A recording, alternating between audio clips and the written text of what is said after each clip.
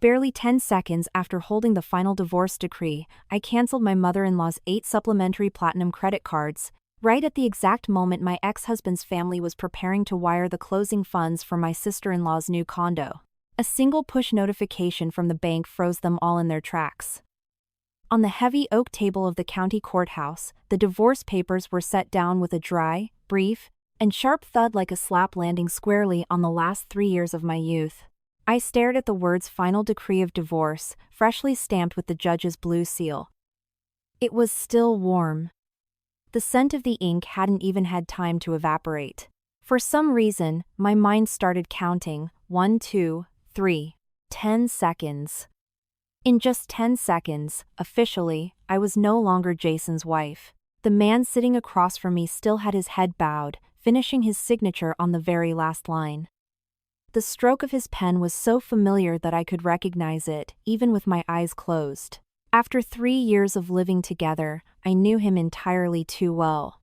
I knew every single one of his little habits, every wrinkle on his forehead, every one of his silences. He was the kind of guy who had problems but never dared to speak up, who had his own opinions but never dared to argue. Everything had to be done exactly according to his mother's word. And that mother, Barbara, was currently standing right behind Jason. The corner of her mouth sketched a smirk she was trying to hide, but failing miserably. I knew that smirk well. It was the smile of someone who had just won a massive bet in Vegas. "If you're done, pack up your things and leave." Barbara's voice dropped over my head, as cold as well water at dawn. "You're wasting our time. You're divorced now. Don't stand around here, ruining the view." I didn't look at her. I didn't need to see her to know exactly what her glare looked like in that moment. It was as if she were shooing a stray dog off her pristine suburban front porch. In silence, I opened my designer tote and pulled out my iPhone. Jason had just lifted his head, looking at me.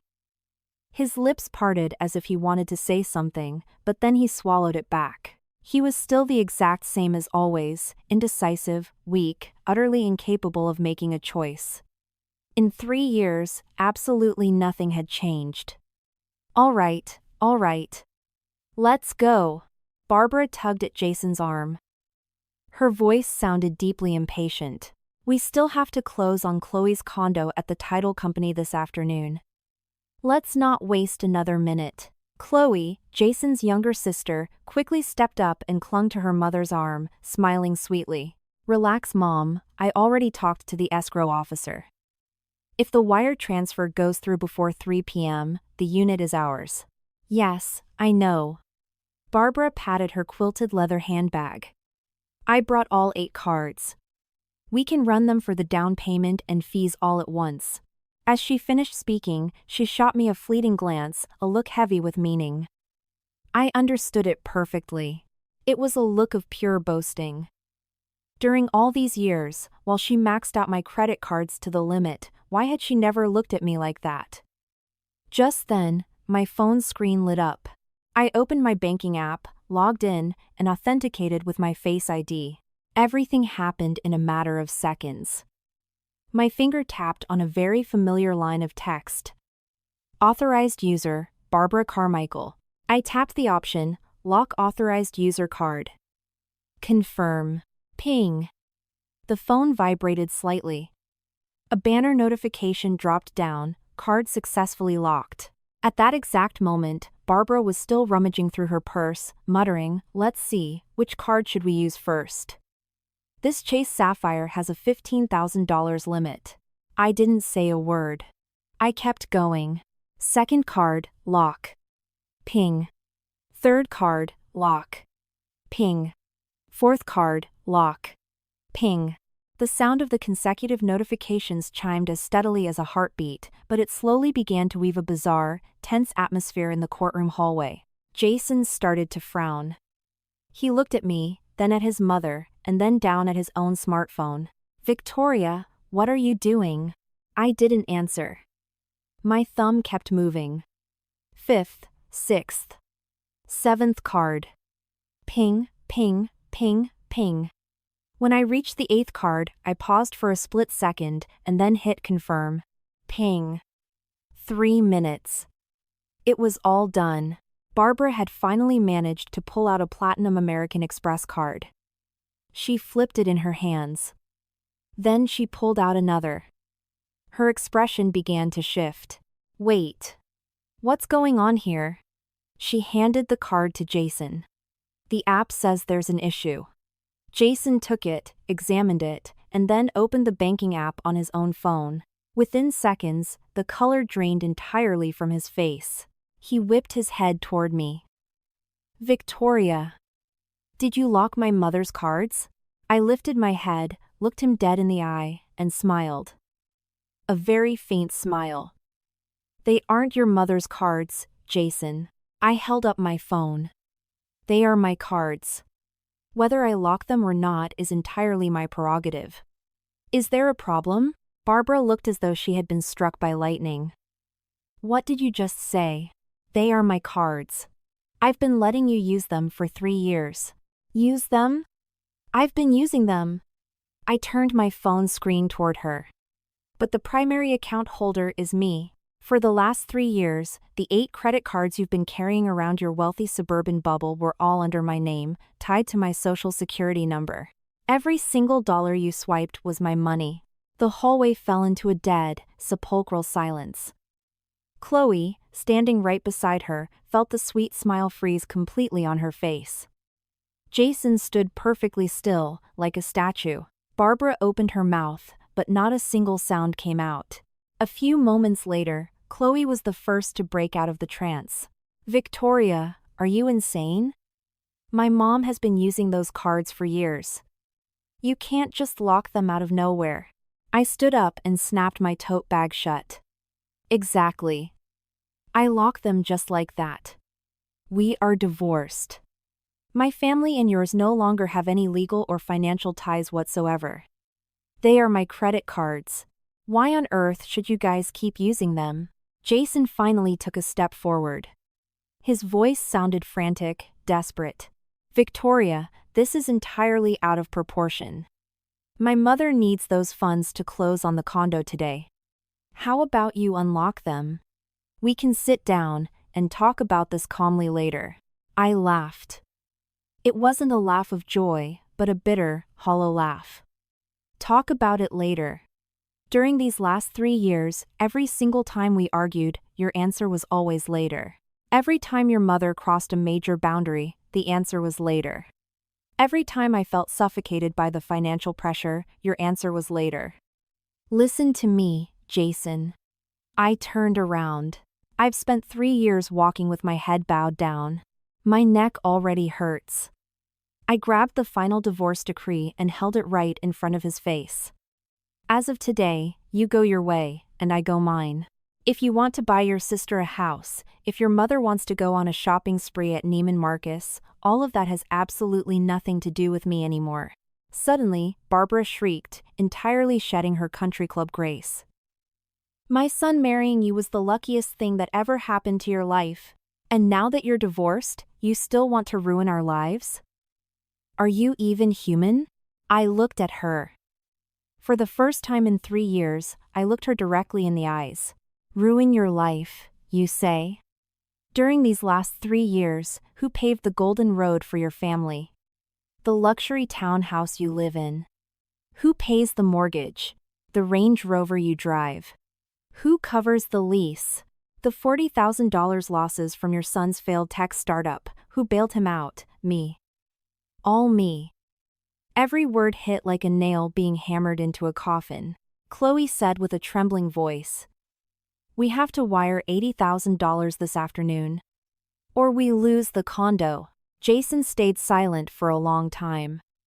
Then he looked at me and asked a single question. How much do you want me to pay you to unlock them? I laughed. This time, it was a genuine laugh. Jason, do you really think I'm negotiating? I am not unlocking them. I don't care how much money you offer me, I will not unlock them. From now on, do not expect to receive a single red cent from me. I turned on my heel. My stilettos echoed sharply against the marble floors of the courthouse. Click, clack, click. Every step felt incredibly light, yet firmly grounded. Behind me, a chaotic mix of insults, sobbing, and my name echoing in the air erupted. But I didn't turn back. As I pushed through the heavy glass doors, the afternoon sun hit my face warm, bright, and as clear as a fresh start. My phone vibrated. The final notification. 8th card successfully locked. I took a deep breath. For 3 years I had been patient enough, but this was only the beginning. My Uber pulled away from the courthouse steps. The tires hummed softly against the asphalt. The sound wasn't loud, but it was enough to make me realize with absolute clarity that I had just left something permanently behind. Not just a person, not just a relationship, but an entire chapter of my life that I once honestly believed I would live forever. In the end, it all came crashing down with a piece of paper and a few blue seals. I rested my head against the cool window, watching the bustling city streets rolling backward, the yellow cabs passing by, the hurried faces on the sidewalks.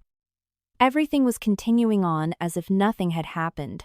Nobody knew that inside this ordinary car sat a woman who had just walked out of a marriage, who had just shattered every single chain that had bound her for 3 years. And nobody knew that, inside my bag, 8 credit cards locked within a span of 3 minutes, had just plunged another family into absolute chaos. The phone in my bag began vibrating endlessly, so intensely that the entire leather tote shook. I didn't even need to look at the screen.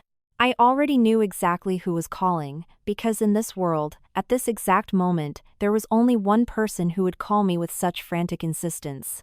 And only one person who was beginning to completely panic upon realizing that the limitless ATM he used to rely on had just been unplugged. I didn't answer. I let it ring once, twice, 5 times, 10 times. Then came the absolute avalanche of text messages. I opened them not because I wanted to read them, but because I wanted to see what they would say when their mask of upper-middle-class serenity could no longer be upheld. Victoria, what is the meaning of this? Stop joking around, unlock the cards. We have to wire the closing costs by 3 p.m., you know that, right? I scrolled past the messages without typing a word. The next one came in rapid-fire succession. This time, the tone shifted. Victoria, Mom is at the title company right now. The escrow agents are waiting. Just unlock them first. Whatever issues we have, we can work them out in couples counseling later. Talk later. Again. I smiled faintly.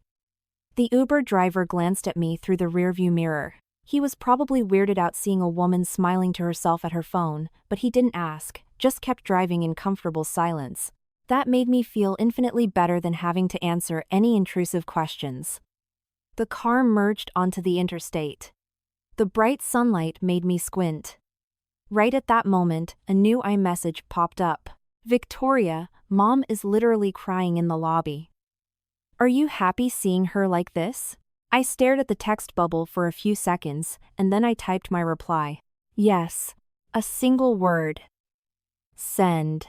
Right after that, I blocked his number without a second of hesitation, without a shred of remorse, without a single glance back.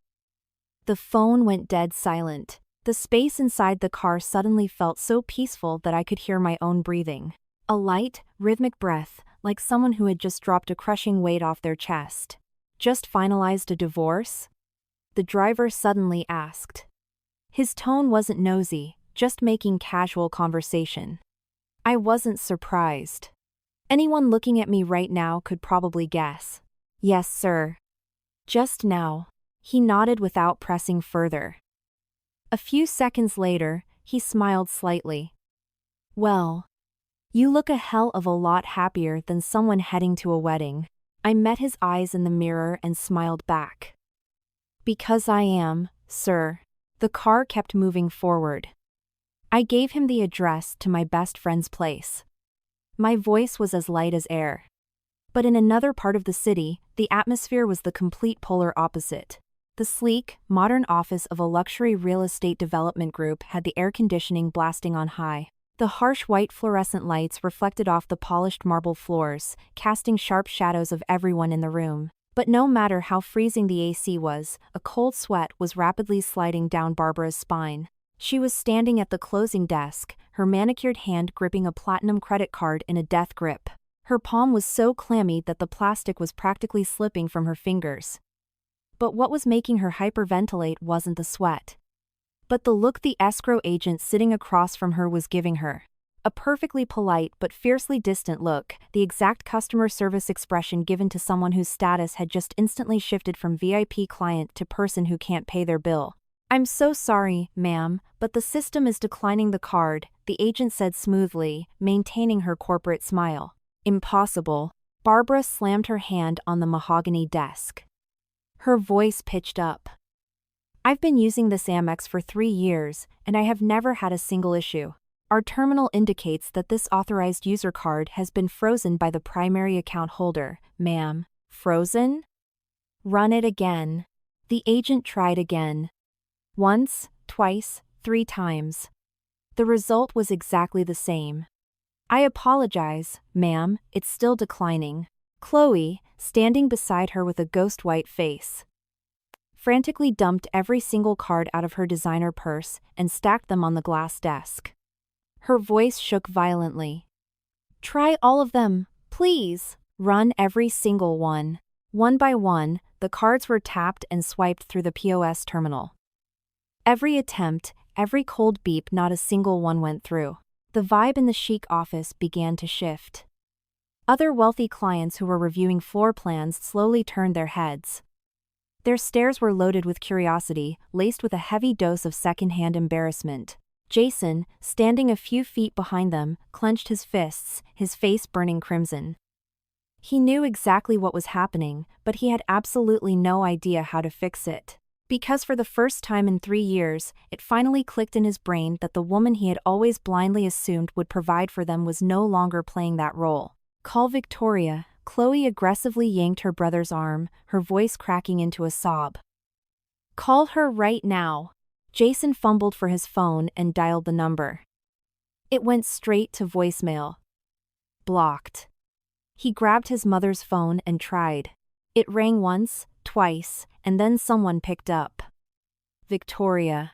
"Yes, what is it?" The voice on the other end was so chillingly calm that it knocked the wind right out of Jason's lungs. "Could you please just unlock the cards?" Jason spoke at warp speed, terrified that a single second of delay would make him lose his window.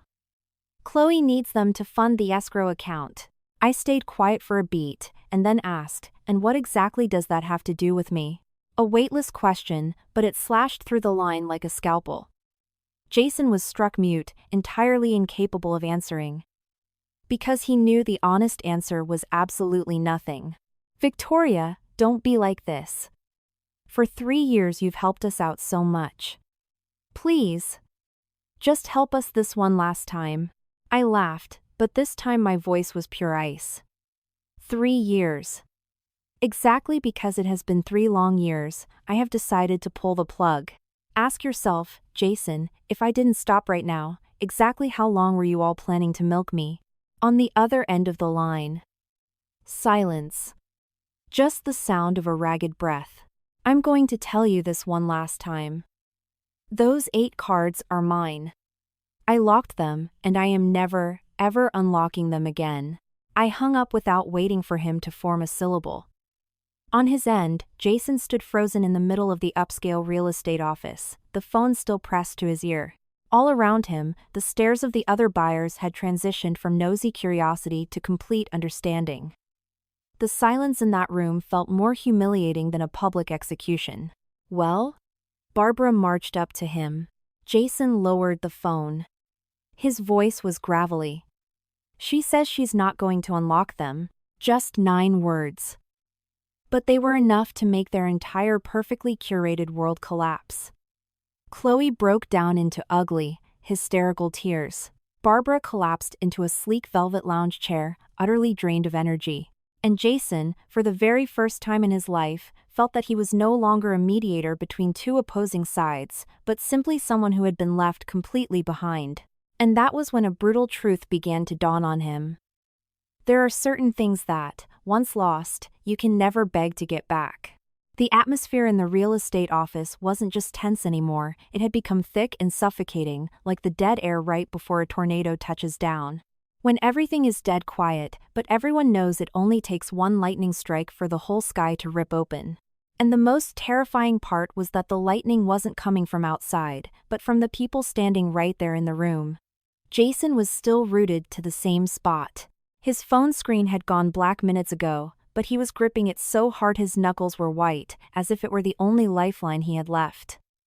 He wasn't looking at anyone. His gaze was glued to the marble floor, which reflected his distorted, pale face to the point where he barely recognized himself. Meanwhile, Barbara was slumped in the chair, her back stiff, her hands resting in her lap, but her fingers kept clenching and unclenching, as if she were trying to suppress a tremor she couldn't hide. "What do you mean she's not going to unlock them?" Barbara's voice was hoarse. It had lost its usual haughty country club chill. In its place was something raw and very real, sheer panic. Jason didn't answer immediately because he didn't even know how to explain it himself. Or rather, he didn't want to admit out loud what he had just heard. That from this second forward, the woman who had single-handedly bankrolled his entire family was tapping out. Not because she went broke, but because she simply chose to stop. "She said she will never unlock them again," Jason finally repeated. His voice was so low that if the room hadn't been dead silent, nobody would have heard it. Chloe, standing next to him with bloodshot eyes and mascara running down her cheeks, dug her acrylic nails into Jason's arm. Her voice shook. "Jason, say that again." "What did she say?" "She's just being dramatic, right?" Jason slowly shook his head. A very subtle movement, but it was enough to drain every ounce of strength from Chloe's body. She let go of his arm, took a step back, and sank into the chair next to her mother. Tears spilled over uncontrollably because she knew deep down this wasn't one of her ex-sister-in-law's jokes. It was the first time in her life that woman had drawn a hard boundary. "No. It can't be. It can't be," Chloe mumbled, staring blankly at the wall. "She's never been like this. She always paid for everything." A very honest, incredibly naive sentence, but it made several bystanders exchange raised eyebrows. Because in that sentence, there wasn't a single shred of gratitude. Just the blinding entitlement that other people must help, must provide, must carry their financial burdens, as if it were a law of nature. The escrow agent maintained her corporate smile, but the look in her eyes had shifted. It wasn't just polite anymore, there was a layer of judgment, of calculation, just waiting to see how this reality TV drama would end. "Excuse me," she said softly, but her enunciation was crystal clear. "If you are unable to wire the funds, we can only hold the unit until 5 p.m. After close of business, it will be placed back on the active MLS market for other buyers."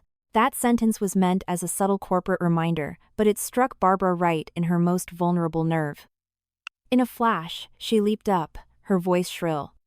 "Hold it! I just told you we are paying for the whole down payment this afternoon."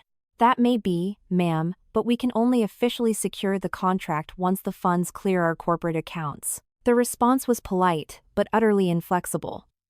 Barbara spun toward Jason, her eyes wild and bloodshot. "Call her again. Tell her to unlock the cards right now. Tell her I'll pay her whatever interest she wants." Jason stood frozen. Not because he was defying her, but because he knew in his bones it was entirely pointless. Still, buckling under the intense glares of his mother and sister, he raised his phone. Even though he knew this call wasn't going to fix a damn thing, but merely prolong an already dying hope. He opened his contacts app and stared at Victoria's name, a name he had spoken with such casual ease for 3 years, a person he had taken for granted so completely. But today, looking at that name felt so incredibly foreign that it took him a few solid seconds to muster the courage to tap it. The call connected, but this time, the icy calm was gone. "Why do you keep calling me?" My voice came through the speaker, not screaming, not loud, but sharp enough to make him flinch. "Victoria, please, just listen." "No, Jason. Do not interrupt me. You listen." A momentary, heavy silence hung on the line. "You want me to unlock the cards, don't you, Jason?" He didn't say a word, but his ragged breathing through the receiver answered for him. "Then let me ask you a question. Over these last 3 years, have I ever, even once, told you no? Jason swallowed hard. Silence. Never.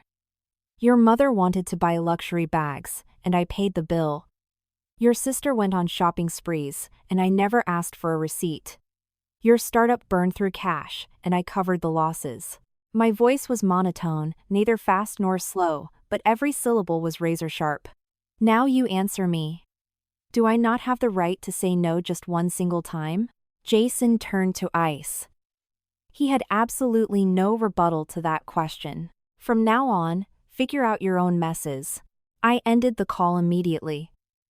I didn't give him a window to say anything else, to make excuses, or to beg. On his end, Jason was still holding the phone to his ear, but this time, his hand actually started to shake. Not out of rage, but because for the first time, it hit him that the safety net he assumed was bulletproof was genuinely gone. Well? Barbara demanded again, this time with frantic urgency. What did she say? Jason slowly lowered his phone, looked at his mother, then at his sister, and finally delivered a sentence he never thought he'd say out loud. She doesn't owe us anything. Not she won't unlock them. Or she's refusing. But she doesn't owe us anything. That sentence left Barbara utterly paralyzed, as if someone had finally spoken aloud the uncomfortable truth she had been actively ignoring for years. What did you say? Her eyes went wide as saucers. What do you mean she doesn't owe us anything? For 3 years, she ate at our dinner table, she lived in our family. Jason let out a laugh. A very weird, broken laugh. Not happy, not even bitter. It was the laugh of a man realizing something way too late. Our family? He echoed. What house, Mom? Whose name is on the deed of the townhouse we live in? Do you even remember whose name is on the title of the SUV you drive to the country club every day? Whose name is stamped on the 8 credit cards you keep in your purse? With every rhetorical question, his voice dropped an octave. It wasn't a yell, but it was completely inescapable. Barbara opened her mouth to argue, but no words came. Chloe sat in stunned silence. For the first time in years, nobody argued back, because the answer was painfully obvious. It didn't need to be spoken. It didn't need a PowerPoint presentation. The silence alone confirmed it all. The escrow agent checked her Apple Watch and politely interjected. Excuse me, it's almost 4 p.m. You have approximately 1 hour left. 1 hour. Just 60 minutes. But to the three of them, it wasn't a measure of time anymore, it was a gaping void they had no way to cross. Chloe covered her face and sobbed. Barbara slumped back into the chair, defeated. And Jason, for the first time in his entire life, didn't look at his mother, and didn't look at his sister. He stared blankly into the empty space in front of him, the space where someone used to always stand, quietly bearing the weight of all their problems. But now, that space was just empty. And it was right then that he finally understood, not all goodbyes involve screaming matches. Sometimes, a person just lets go of your hand, and everything you know comes crashing down. Time in the real estate office seemed to drag on in brutal slow motion. It was as if every minute, every tick of the clock was being intentionally stretched out so they could feel the agonizing reality of the dead end they were trapped in. And for Jason, Barbara, and Chloe, every movement of the second hand felt like a knife twisting deeper into their rising panic. Because they weren't just losing a luxury condo. They were slowly waking up to the fact that their indestructible financial pillar had vanished into thin air. Chloe was still sitting, her face buried in her hands. The sobs were choking in her throat, her shoulders shaking violently. But the weirdest part was that absolutely nobody in the room stepped forward to comfort her. By now, the vibe of the room had fundamentally changed. The bystanders were no longer just curious, they were judging, calculating, and looking at them with a mild, distinct revulsion. Barbara, sitting right beside her daughter, wasn't yelling anymore. She had fallen into a terrifying silence. Her eyes were glued to the floor, as if she were desperately trying to decipher an escape route in the veins of the cold marble. But the harder she looked, the more it set in that there was no way out. Because from the very beginning, she had never once formulated a backup plan where she'd actually have to fend for herself. "We can't just let this happen," she muttered, her voice raspy. "We can't let that woman get away with this." Jason, standing a few feet away, heard her clearly, but he didn't say a word. He didn't even know how to react anymore. On one side was the blinding reality check he had just received. On the other was a lifetime of deeply ingrained conditioning to always defend his mother. "Call her again." Barbara suddenly snapped her head up, her eyes bloodshot. "Tell her to come down here. Tell her we need to talk face to face." Jason furrowed his brow. "Come down here? For what, Mom?" "So she can see this situation. If she sees us in person, her heart will soften."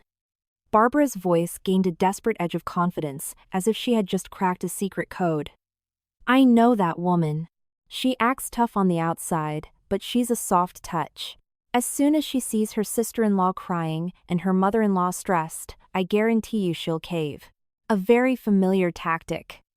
A playbook that for 3 years had worked flawlessly every single time. But today, Jason wasn't so sure. He stood frozen for a few seconds, but eventually, he raised his phone. Because backed into this corner, he literally had no other move to make. He opened his blocked contacts, unblocked my number, and hit call. It rang once, twice. Much longer than usual. And then I answered. "What is it now?" My voice didn't sound surprised in the slightest, as if I had fully anticipated the call. Jason took a deep breath, trying to project a calm he didn't feel. "Victoria, could you please come down to the developer's office for a minute?" I didn't reply right away. A brief silence stretched over the line, but it was heavy enough to make him sweat. "Why?" "I want to talk to you in person. My mom and Chloe are here, too." I chuckled softly. A laugh that wasn't loud, but crystal clear. "Jason, do you honestly believe I have anything left to discuss with your family?" Jason gripped the phone tighter. "Just this one time. I am begging you. I am begging you." The moment those 4 words left his mouth, Jason felt entirely out of body. In 3 years, he had never once had to beg me for anything. On my end of the line, there were a few seconds of silence. Then I said, "Fine. Text me the address." Jason rattled off the suite number. I didn't say another word and hung up. He stood paralyzed for a second, then turned back to his mother. "She's coming." Barbara let out a massive sigh of relief, looking like she had just grabbed a life raft. "See? What did I tell you? Once we're face to face, everything will get sorted out."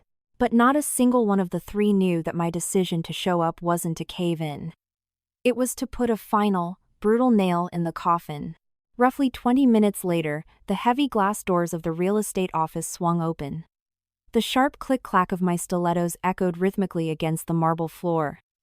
I wasn't rushing. Every step was deliberate and grounded. I walked in wearing a cream-colored blazer, my hair perfectly blown out and resting over my shoulders. My face was so entirely composed that everyone in the room instinctively went quiet. That calmness wasn't weakness.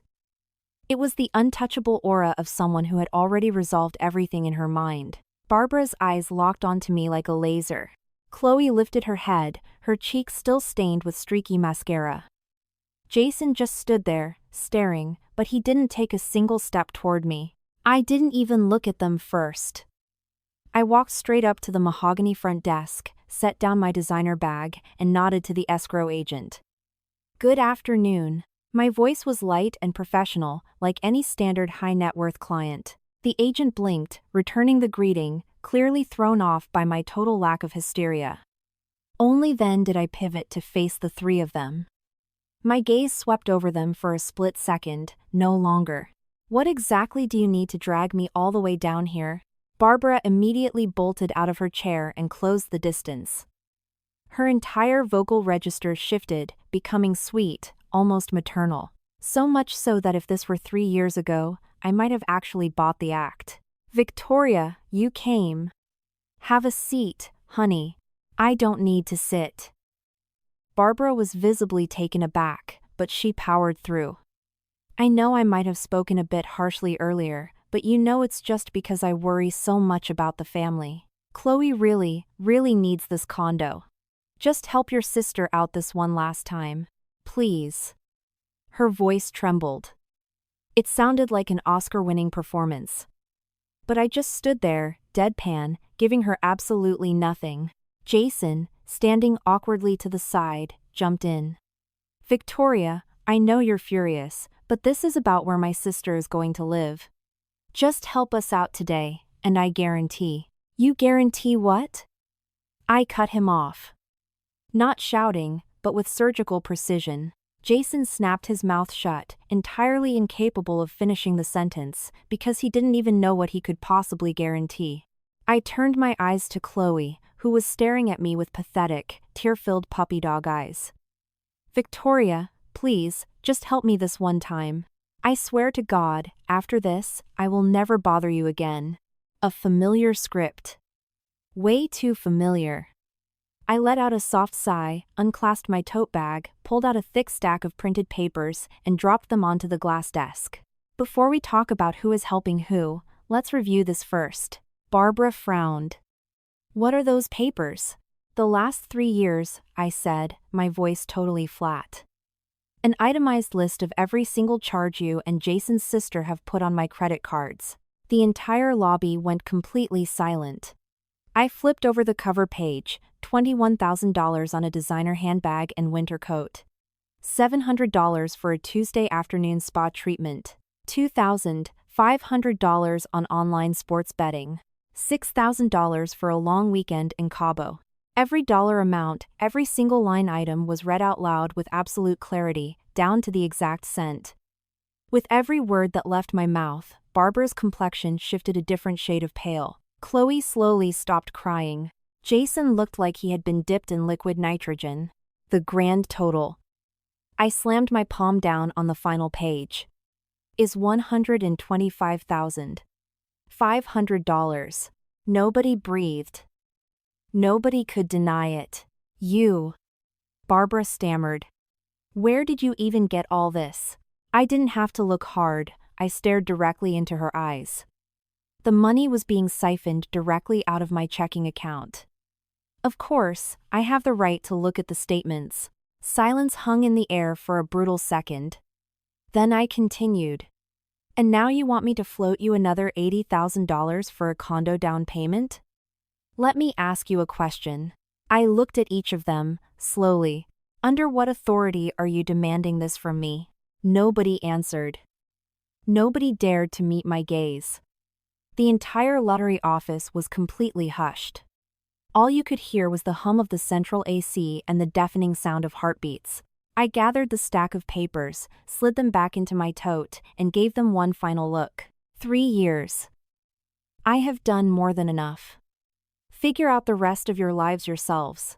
I turned around and walked out. I didn't stop, and I didn't look back. And this time, nobody called out my name. The heavy glass doors sealed shut behind me with a soft swoosh. But to the people left standing inside, it sounded like the definitive slamming of a vault door. Clear, firm, and totally irreversible. Because the second my silhouette disappeared down the street, the atmosphere inside the office collapsed into a suffocating silence. Not a peaceful silence, but the kind where everyone in the room can actively feel the ground giving way beneath their feet. Except nobody had the guts to say it out loud. Jason was still rooted to the floor. His arms hung limply at his sides, his eyes glued to the glass doors I had just walked through, as if his brain was still rejecting the reality that I had actually left. That I hadn't looked back. That I hadn't softened. And that I hadn't left a single microscopic crack for him to crawl back into, the way he always had. Meanwhile, Barbara stood paralyzed in the center of the showroom. Her face went from flushed red to ghostly white, and finally to a sickly gray. Her lips were pressed in a tight line, as if she were bottling up a nuclear meltdown of rage but couldn't find a target to unleash it on. And Chloe was still sitting down, but the tears had completely dried up. Not because she was calm, but because the primal realization had set in, crying right now wasn't going to magically produce a wire transfer. The escrow agent tactfully averted her eyes from the family drama and cleared her throat softly. Her tone was still strictly professional, but it now carried the firm edge of someone used to bouncing unqualified buyers. Excuse me. Since we have not received the wire transfer, I must inform you that we can only hold this contract until 5 p.m. A very polite, bureaucratic sentence that landed like a finishing move. Barbara whipped around, her eyes blazing. Can't you see I'm trying? I already told you I am paying for it today. The agent didn't flinch, maintaining her polite distance. Her voice remained perfectly even. I understand, ma'am. However, our corporate policy requires confirmation of cleared funds in the escrow account to hold the unit off market. I beg your understanding. The words "I beg your understanding" dropped lightly, but they were freezing cold. It wasn't an apology, it was a corporate reminder that rules are rules. No exceptions for local socialites. Chloe shot up out of her chair. Her voice was strangled. Mom, what are we going to do? Say something. We don't have the cash. How are we supposed to close? Barbara didn't answer her. Instead, she spun on Jason. Her glare was entirely demanding. Call her again. Tell her to come back. Tell her she just needs to unlock the cards, and I won't ask for another favor ever again. Jason didn't move a muscle. 1 second passed. 2. And then he shook his head. A very slow, but entirely definitive movement. I can't, Mom. His voice was wrecked. She's not coming back. Barbara looked at him like he was speaking a foreign language. What did you say? What did you just say? You're telling me you won't call her? Jason lifted his head. For the very first time, he stared his mother directly in the eye. He wasn't avoiding her gaze, and he wasn't hesitating anymore. Enough, Mom. 2 simple words, but they carried massive weight. The entire room went dead quiet. Chloe stood there, stunned. Barbara's eyes widened in sheer disbelief. Enough? Enough of what? What the hell are you talking about? Jason let out a long, ragged exhale, as if he had been holding his breath for 3 straight years. When he finally spoke, his voice didn't sound like his own. 3 years, Mom. Hasn't it been enough? How much more blood do you want to squeeze out of her? With every syllable, the tension in the room spiked. Barbara froze, physically unable to process that her own son was speaking to her this way. You're defending her? Have you forgotten who she is? Have you forgotten that she ate and lived in our house for 3 years? Jason laughed. A soft, breathless laugh filled with nothing but utter exhaustion. Ate in our house, he repeated. What house, Mom? Whose name is on the deed of our townhouse? Who pays the mortgage on the 1st of every month? Who bought that luxury SUV you drive? Whose name is on the credit cards in your purse? This time, he didn't whisper. He delivered every single question loudly, back to back, leaving absolutely no room for her to dodge them. Barbara opened her mouth, but her vocal cords completely failed her. Chloe stared at her older brother, her eyes wide with shock and fear, like it was the first time she was seeing this version of him. Jason, what's wrong with you? Chloe trembled. Why are you talking like that? Jason didn't look at her. He just said, I'm just stating the facts. A sentence that shut down the entire argument. The agent glanced at her watch and spoke again, this time entirely dropping the customer service fluff. Excuse me. It is 4:45 p.m. You have 15 minutes remaining on your hold. I need you to make a final decision. 15 minutes. A concrete number, but to the 3 of them right then, it was an ocean they couldn't swim across. Suddenly, Chloe broke down again, this time wailing without holding back. She lunged forward and grabbed Jason's arm. Jason, do something. You're my brother. You can't let me lose this condo. Jason stood still. He didn't shake her off, but he didn't reassure her either. Please, just help me. I don't want to lose it. Chloe's voice cracked into pieces. But Jason just looked down at her and said, painfully slowly, I can't help you. Not I won't. But I can't. Because for the first time in his adult life, he realized he never actually had the power to do so. He had just been coasting off a woman who did it for him. At that exact moment, Barbara completely exploded. She jumped to her feet, her voice shrill and manic. What do you mean you can't help? Go take out a personal loan. Where are your buddies? Where are your business connections? You are a grown man, you can't even take care of your little sister? Jason clenched his fists. His fingernails dug so hard into his palms that it hurt, but it didn't hurt nearly as much as listening to his mother's delusion. I already called them, he said. Nobody is going to lend me that kind of cash. A brutal, unfiltered truth. No excuses. Barbara froze solid. Chloe went silent, too. Not because they didn't want to scream, but because they had entirely run out of script. Because right then, at 4:47 p.m. on a Tuesday, they realized the real world didn't operate the way they thought it did. You don't just get things because you want them. People don't just hand you money because you demand it. Nobody else was going to casually absorb their massive financial burdens as if it were a normal Tuesday. The agent stepped forward and politely gathered the escrow paperwork from the glass desk. Her tone was completely stripped of any waiting period. I regret to inform you that since the wire transfer was not initiated in time, this unit is now returning to active status on the market. A light, polite sentence that felt like the final nail being hammered into a coffin. Chloe stood entirely paralyzed. Barbara collapsed backward into her chair, completely drained of life. And Jason. He didn't react at all. He just stood there, taking it all in, as if he were watching a Broadway tragedy where, for the first time, he wasn't sitting safely in the audience. He had been dragged center stage under the blazing spotlights, with absolutely no script, no dialogue, just naked, humiliating reality. And it was in that exact moment he realized that losing the condo wasn't the finale, it was the premiere. The premiere of having to survive entirely on his own, with no one to fund his lifestyle, no one to give him allowances, and no one to endlessly tolerate his mediocrity. Just him. Jason's SUV pulled out of the developer's parking lot just as the sun began to set. The light wasn't harsh anymore, it was a pale, washed-out orange that stretched long shadows across the pavement. But inside the car, there wasn't an ounce of warmth. Just a heavy, suffocating atmosphere, like the dead air left behind after a Category 5 hurricane you forgot to board up for. And the most terrifying part wasn't that they had lost the luxury condo, but the hollow, terrifying realization that they no longer had a safety net to fall back on. Barbara sat in the back seat, her arms tightly crossed, her jaw locked.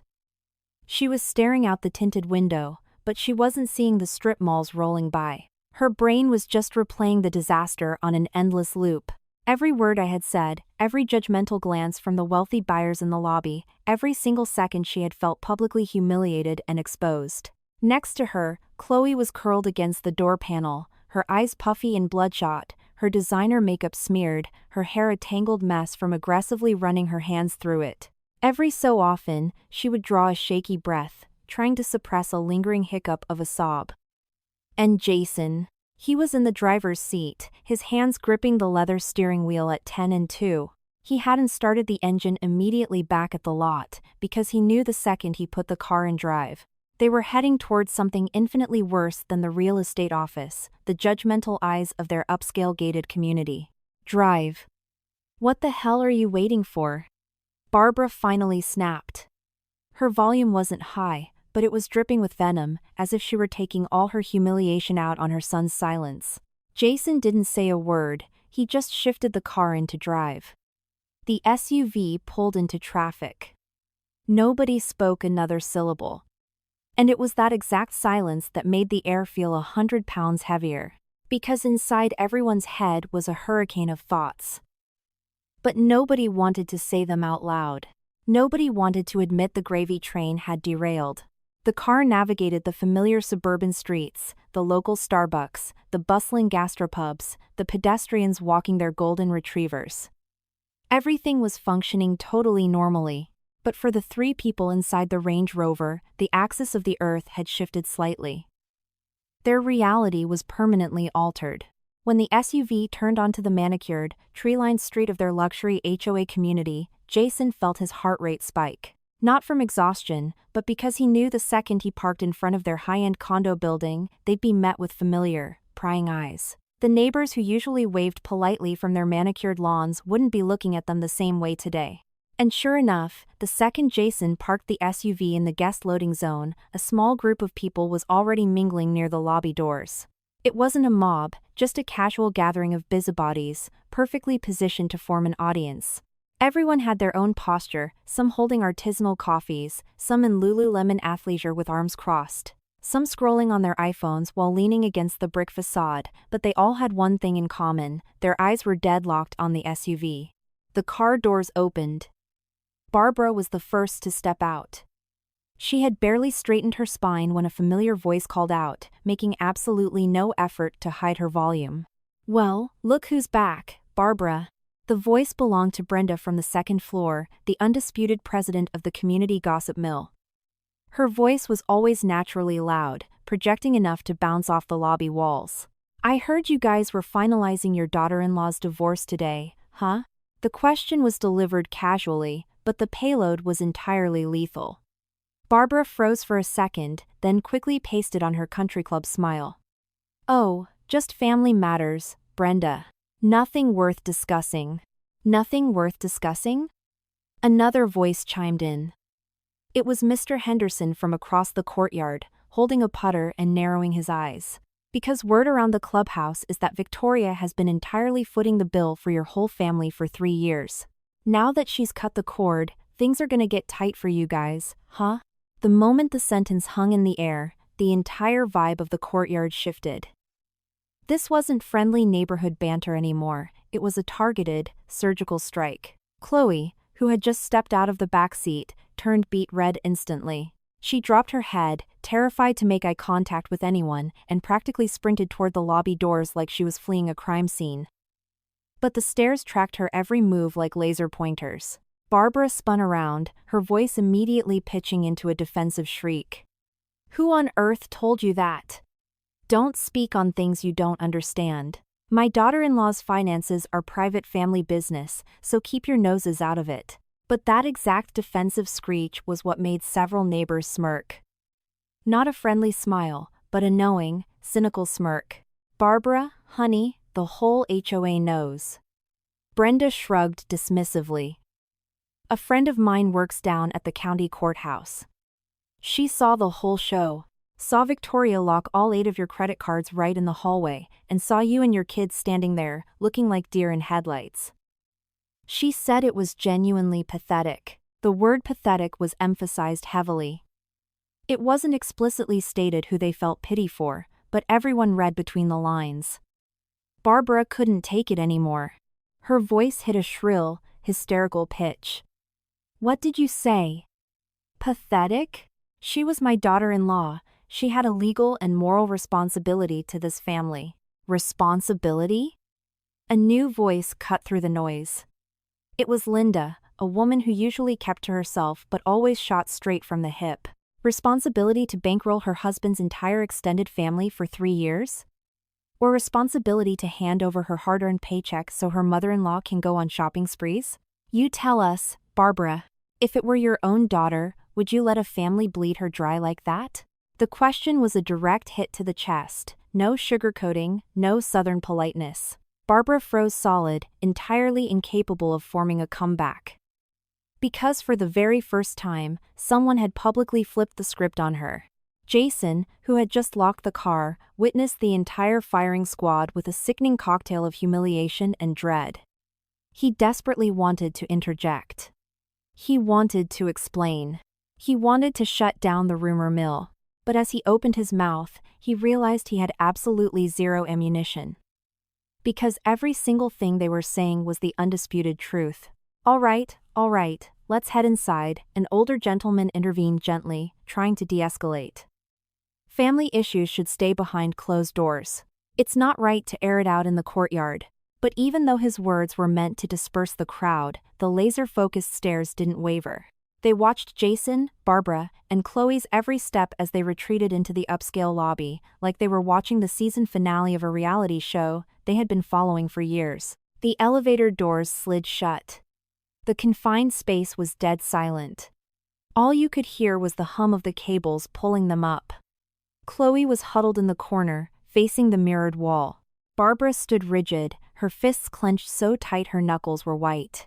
Jason stood dead center, staring at the digital floor indicator counting up, slow but steady. And in that claustrophobic box, the reality set in for Jason. Losing the condo down at the developer's office wasn't the grand finale. It was just the opening act. Because you can always figure out how to make money back, but a destroyed reputation in your own community? That stain doesn't wash out. The elevator dinged and the doors slid open on the third floor. That soft chime was enough to make all three of them physically flinch, as if it weren't just announcing their floor, but sounding the bell for round two. As the doors parted, the long, carpeted hallway stretched out before them, illuminated by warm sconce lighting. And waiting for them in that hallway were the stairs they had been dreading. You didn't have to be a genius to realize that the gossip texts had beaten them up the elevator. Brenda. Mr. Henderson, Linda. The people from the lobby had somehow materialized on their floor or had relayed the message to the neighbors up here. As if, when a scandal is juicy enough, HOA floor plans cease to be a barrier. And the worst part wasn't that they were there. It was how they were acting. Not mobbing them, not yelling, just standing in their doorways, arms crossed, watching in utter silence. It was the silence that made the walk to their door feel like a mile-long march of shame. Barbara stepped out first, doing her best to keep her chin up and paced on a look of total indifference, as if it were a totally normal Tuesday. But her stride lacked its usual country club arrogance. Every step was slightly hesitant, as if invisible gravity were pulling her down. Chloe trailed behind her, her head tucked down so far she was practically staring at her own shoes, her hands nervously clutching the hem of her designer blouse. And Jason brought up the rear, making brief, darting eye contact with the neighbors before immediately looking away, entirely unable to handle the judgment. "Welcome back," Mr. Henderson's voice echoed down the hall. Not yelling, but loud enough for the entire corridor to catch. "We already heard the highlights from downstairs." Nobody in the family answered. Not because they didn't hear him, but because they had zero defense. "That Victoria sure doesn't mess around," Brenda added, her tone hovering somewhere between genuine respect and mockery. 8 credit cards wiped out with a few swipes on an app. "Bet you didn't see that one coming, did you, Barbara?" Barbara stopped dead in her tracks and spun around. Her eyes were manic, her composure entirely gone. "Have you all flapped your jaws enough?" Her voice was raspy, but she was desperately trying to sound intimidating. "What goes on inside my condo is absolutely none of your business." Linda, leaning casually against her doorframe, looked her up and down for a second. Then, in a low but brutally steady voice, she said, "You say it's none of our business. But we all heard you screaming downstairs. That Victoria is an ungrateful brat. And quite frankly, we weren't going to let that slide." It wasn't a shout, but it landed like a sledgehammer. The hallway went dead quiet for a beat. Chloe weakly tugged at her mother's sleeve. "Mom, just let it go. Let's go inside." But Barbara violently shook her off, her entitlement having officially reached its boiling point. "And if she isn't ungrateful, what exactly is she? She married my son, she ate my food, and she lived under my roof for 3 years. And now she tries to bankrupt us on her way out. If that's not ungrateful, what do you call it?" This time, nobody chuckled. Nobody interrupted. There was just a crystalline, heavy silence. Then, Mr. Henderson stepped forward, leaning on a golf club like a cane, and stared dead at Barbara. "Barbara, let me ask you something honestly. During those 3 years, what exactly did she eat that was yours?" A brutally simple question, but it knocked the wind entirely out of Barbara. "The luxury condo you're standing in right now. Whose name is on the mortgage? That Range Rover you drive. Whose bank account pays the lease? The HOA fees, the utilities, the groceries. Who was swiping the card?" Mr. Henderson's tone never spiked, but every single word landed with inescapable, suffocating weight. He didn't leave her an inch of breathing room to pivot. Barbara opened her mouth, but she was completely paralyzed. Chloe, standing next to her, looked like she was going to pass out. And Jason. He just stood there. But this time, he wasn't looking at the floor. He was staring directly at his mother, as if he, too, were waiting for her to magically produce a counter-argument. But the counter-argument never came. And right at that exact moment, a new voice echoed from the end of the hallway near the elevators. It wasn't loud, but it possessed a specific frequency that made every single head snap in its direction. Allow me to clarify that for you. Everyone turned in unison. Standing at the end of the hall was a middle-aged woman with perfect posture, wearing a tailored cashmere sweater, her hair pulled back into an immaculate French twist, her expression entirely unbothered. It was my mother, Eleanor. She didn't need an introduction.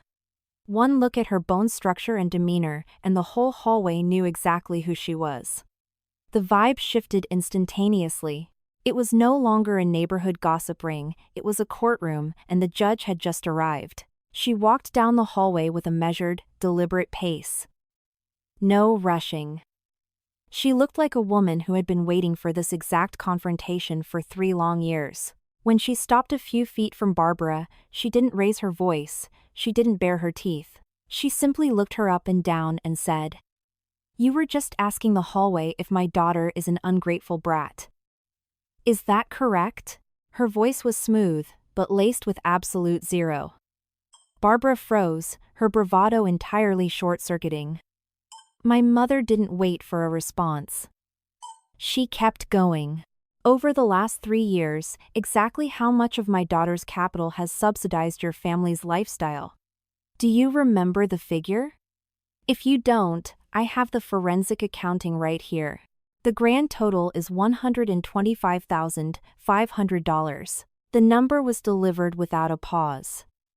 But it was massive enough to suck the oxygen right out of the corridor.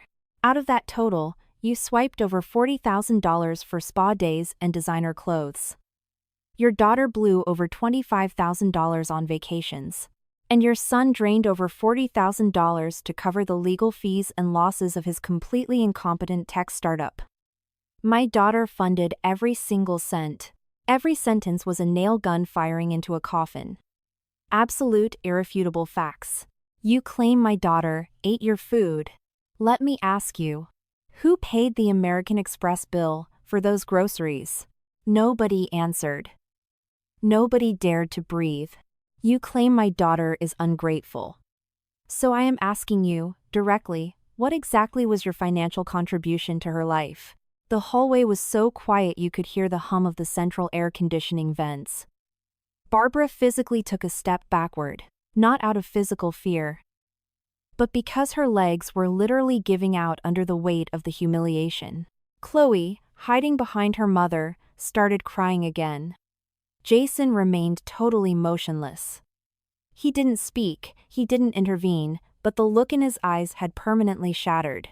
My mother didn't stop. She scanned the hallway, looking at the neighbors, and delivered her final verdict in the exact same even tone. I didn't drive across town to engage in a screaming match. I came to state one empirical fact. My daughter does not owe your family a single dime. Quite the opposite. Your family is massively in debt to her. Nobody murmured. Nobody tried to play devil's advocate. The receipts were quite literally on the table, crystal clear and indisputable. She then turned her eyes to Jason. There was no rage in her gaze, only a profound, crushing disappointment. Jason, you are supposed to be a grown man. If you want to stand on your own 2 feet, do it yourself. Do not use a woman as your personal ATM. Only to turn your back on her and let your mother drag her name through the mud. Jason dropped his head. He didn't say a word. Because, for the very first time in his life, there was absolutely nothing left to say. My mother turned around and walked back toward the elevators without waiting for an apology, without a single glance over her shoulder. And as her footsteps faded down the hall, nobody tried to stop her. Nobody asked any follow-up questions.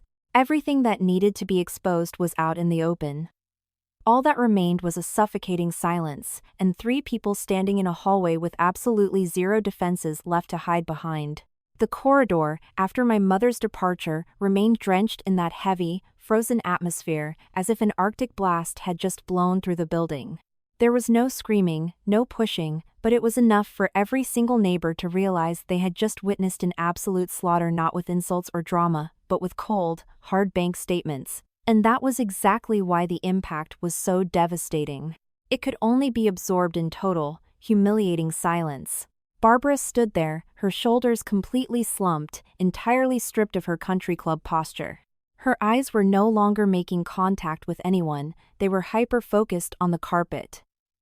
As if the geometric patterns on the floor were suddenly the most fascinating thing in the world, a desperate attempt to avoid the searing judgment of her peers. Chloe was practically melting into the drywall, wrapping her arms around her own torso, as if physically holding herself together to stop the shivering. And Jason. He was still stuck in no man's land. Only now, he wasn't playing the role of the peacemaker, he was a man violently yanked out of his comfort zone, forced to stare directly into the mirror. Nobody else spoke, nobody bothered to ask for context. The reality TV meltdown they had just witnessed was more than enough. But that silence didn't last long. Just as the neighbors were starting to awkwardly shuffle back into their units, a cell phone rang. It wasn't a loud ringtone, but in that dead quiet hallway, it echoed so sharply that everyone instinctively snapped their heads toward the sound. It was Jason's iPhone. He pulled it out and stared at the screen, unknown number. He hesitated for a second, then hit accept. Hello? His voice was raspy. On the other end, a young woman's voice came through. It sounded sweet, but laced with frantic urgency. Jason, it's me, Ashley. The second that name hit the air, Chloe snapped her head up. The look in her eyes wasn't surprise or relief, it was sheer, unadulterated panic. Barbara, meanwhile, furrowed her brow, her brain struggling to process who this woman was. Jason immediately turned his back to the crowd, dropping his voice to a hushed whisper. Yeah. What's wrong? Jason, where are you?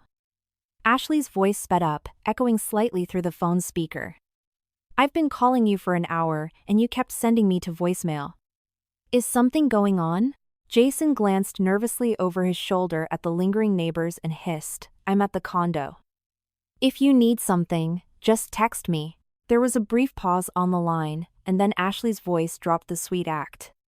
Jason. About the money. The moment the word money dropped, Chloe's eyes locked onto her brother like a hawk. Barbara whipped her head around too, her maternal instinct screaming that a bomb was about to go off. What money? Jason asked, but his voice was completely devoid of its usual confidence. The funds you zelled me last week.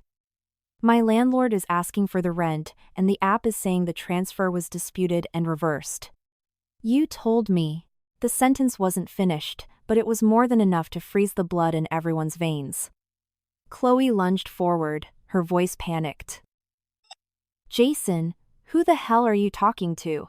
Startled, Jason tried to cover the microphone with his hand, but he was a second too late. Because the very next sentence from the phone blasted through the quiet hallway with devastating clarity. You swore to me your divorce was final, and that the money was from your own savings account. Why is the bank saying? Ashley, shut up, keep your voice down. Jason interrupted, his voice laced with pure terror. But the damage was done. Barbara stormed over like a linebacker and snatched the iPhone right out of his hands. Who is this? She shrieked into the receiver. Who the hell are you? A stunned silence on the other end. When the voice returned, it had lost all its frantic energy, replaced by extreme caution. I'm a friend of Jason's. What kind of friend is spending my son's money? Barbara roared. Explain yourself right now. Jason lunged and ripped the phone back. Mom, drop it. He aggressively hit the red end call button, not giving the girl a chance to speak another syllable. But it didn't matter.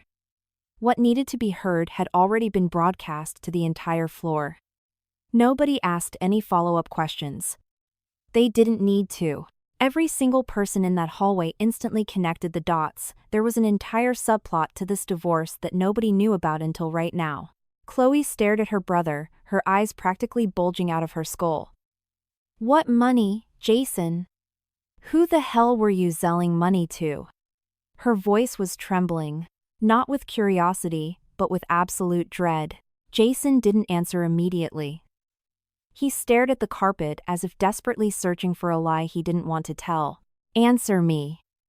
Chloe screamed. Where did you get the cash to bankroll some random girl? Barbara was glaring at him with narrowed, vicious eyes. Explain to your mother exactly what is going on here. There was nowhere left to hide. Jason let out a crushing sigh and said, it was Victoria's money. 3 simple words that hit like a tomahawk missile. What? Barbara shrieked so loud her voice cracked. You gave her money to some other woman? She stumbled back a step, her expression morphing from shock to absolute horror. Jason. Are you out of your mind? Jason squeezed his eyes shut for a second, then opened them. It wasn't just once, it was a few times. Zelle transfers of $1,000 here, $2,000 there. In total, it was about $8,000. The oxygen was sucked entirely out of the hallway. Nobody breathed. Nobody spoke. The sheer audacity of the confession was too massive to process. Barbara went completely rigid, her jaw unhinged, trying to form words but failing. Suddenly, she raised her hand. Smack! A brutal, open-handed slap echoed off the drywall, landing squarely on Jason's cheek. He didn't dodge it. He didn't flinch. He just stood there and took it. What is wrong with you? His mother's voice shattered. That money was supposed to be for our family.